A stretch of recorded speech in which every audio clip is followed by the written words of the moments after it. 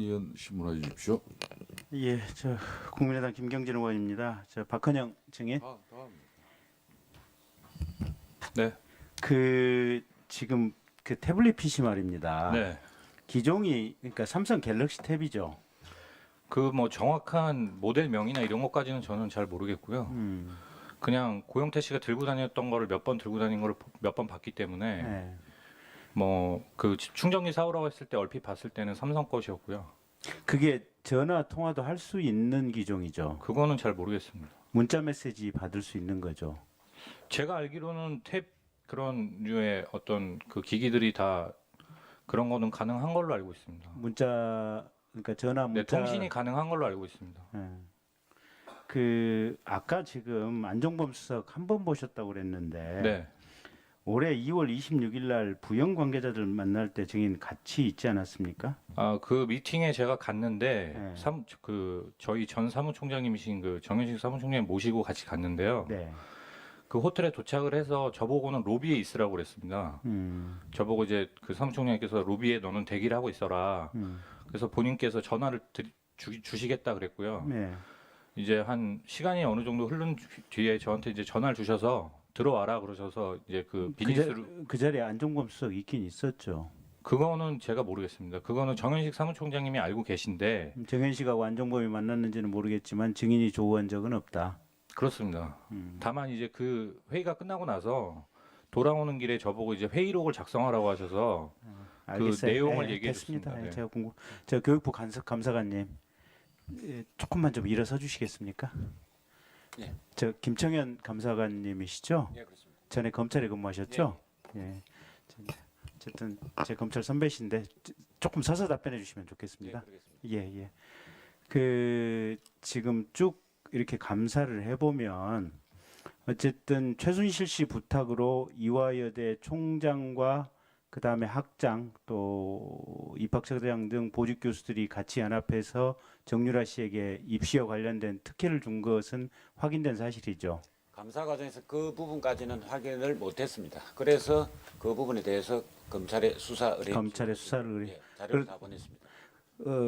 입시 과정에서 어쨌든 입시 요강하고 다르게 금메달을 가지고 들어가고 또 승마 복장을 하고 들어가고 이런 특혜를 준 정황들은 여러 가지로 나타나고 있는 거죠. 예, 그거는 뭐 무슨 교수님들의 진술도 있고 우리가 받은 자료들도 있고 네. 그런 점들을 종합하면은 네. 그런 정황들은 분명히 인정이 그 된다고 다음에 판단했습니다. 학사 유지 그러니까 학생으로서 신분 유지하는 과정에서 뭐 여러 가지 또 내부 규정이 이제 학교 학칙이 이렇게 내부 규정이 변화되는 등 특혜가 있었던 건 또 확인된 내용이죠. 거기도 학칙 개정하려면 여러 단계를 거쳐야 되는데 네. 그 부분이 지금 누락되어 있는 부분이 있어서 네. 절차적인 이 하자가 크다 그런 판단을 했습니다. 그것도 어쨌든 총장이나 학장이라든지 상당히 학교 내부에서 조직적으로 지금 그렇게 된 거 아니겠습니까? 몇 사람이 연루됐다 그런 말씀은 드릴 수 있습니다. 보직 간부들이 연루가 된 거 아니겠습니까? 아닙니까? 예, 그렇습니다. 보직 관리들을 그러니까 이제 저희가 궁금한 부분은 이런 부분입니다. 그 최순실 씨라고 하는 분이 이제 대통령도 움직이는 사람이라는 것이 이제 만천하에 알려지긴 했지만 이제 최경희 증인이나 김경숙 증인 또 뒤에 이제 입학처장님이나 이제 이런 분들 부인을 하고 있지만 저희는 이화여대 최경희 총장부터 시작을 해가지고 개인적인 연구비나 개인적인 어떤 벼슬에 대한 욕심 뭐 등등이 결합해서 사실은 총장 입장에서는 학교에 많은 예산을 따오기 위해서 최순실의 존재와 그 힘을 알고 활용을 했던지 또는 총장 입장에서 대통령과 직접 연결이 돼서 뭔가 이런 부탁을 받고 하지 않았을까 이제 이런 의심인데 최순실 부분은 추정을 할 수가 있는데 대통령께서 직접 최경희 총장과 어떤 이런 정유라 관련해서 부탁이라든지 이런 부분과 이런 가능성에 대해서 조사를 하신 점이 있습니까? 저희가 뭐 감사 과정에서 확인한 바는 없고 저희는 일단 조사할 무슨 사람들도 많고 확인해야 될 사항들도 많고 지금 기본적으로 감사는 이 피감기관 구성원들이 입시 학사 연구비 집행 관련해서 어떤 행동들이 적정했냐 그 부분에 포인트를 뒀습니다. 그래서 지금 의원님께서 말씀 주신 그런 부분들까지는 우리가 저 감사를 진행을 하지 못했습니다. 그런 총장과 말씀드립니다. 대통령의 연결 가능성에 대해서는 따로 감사의 어떤 주된 내용은 아니었다 예, 이런 그렇게 말씀드릴 수 있습니다. 예, 알겠습니다. 앉으십시오. 고생하셨습니다. 네. 그 김정덕 장관님, 이제 그 문학의 블랙리스트 얘기가 자꾸 나오는데 네.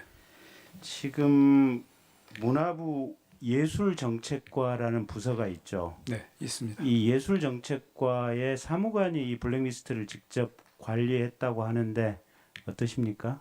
아니요, 전 잘 모르겠습니다. 그거는. 모르십니까? 네.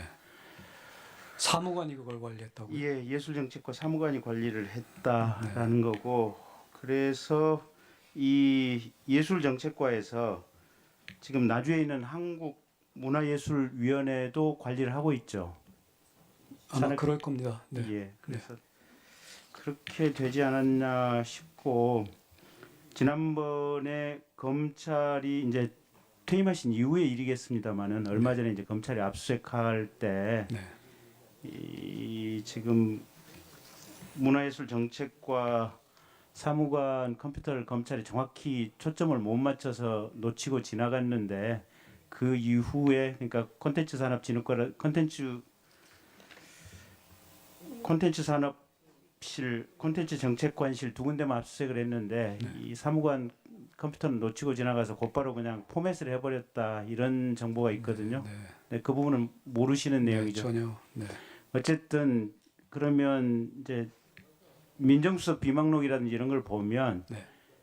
김기춘 비서실장이 최소한 어떤 좌파적 문화예술인 또 대통령에 대해서 불경스럽게 보이는 홍성당 화백이라는 이런 부분들에 대해서 여러 가지 관심이라든지 응징을 해야 된다 이런 내용들이 이제 비망록에 네. 여러 차례 나오는 것을 보면 네. 이 문화예술계 블랙리스트가 네. 아까 말씀하신 대로 장관께서는 문화부 내에 모르는 내용이 많아서 이 부분도 모르신다는 그 취지. 그런 거보다는 저한테 직접적으로 그 뭐 청와대에서 이런 걸 관리해라라고 지시하신 적도 없고요. 그런 직접적인 지시를 받은 적은 없습니다. 그리고 상임위원회에서 도종환 의원님께서 여러 차례 이런 문제들이 예술위원회에서 거론이 됐다라는 거에 대해서 말씀을 하셨고 심지어는 지난번 상임위에서는 녹취록을 한번 공개하신 적이 있었습니다. 그래서 제가 직원들한테 이게 저 보조금 문제 때문에 이렇게까지 복잡해지는데 보조금 관리 좀 잘해라. 이게 저희 아시다시피 문체부 전체 예산의 70% 정도가 보조금입니다. 그래서 보조금 관리가 잘못되니까 매번 이렇게 시끄러운 거 아니냐. 그래서 보조금 관리 잘하라고 그렇게만 얘기했습니다. 그게 저는 아직도 그게 무슨 뭐 블랙리스트나 뭐 이런 것 때문에 그렇게 관리됐다고 보지는 않습니다. 네. 네. 네. 김기춘 실장 지시로 정권에 대해서 비판적인 부당 판자에 대해서까지도 여러 가지 응징 방법을 강구하라는 내용들이 여기저기 나와 있거든요. 네. 문화예술에 대한 블랙리스트는 분명히 존재했을 것 같아요. 다만 이제 책임져야 될 속칭 잘못된 윗선의 지시에 대해서 부역한 실무 공무원이 누구냐 그런 부분을 바꿔야겠죠. 더 말씀 네 그만하실래요? 수고하셨습니다.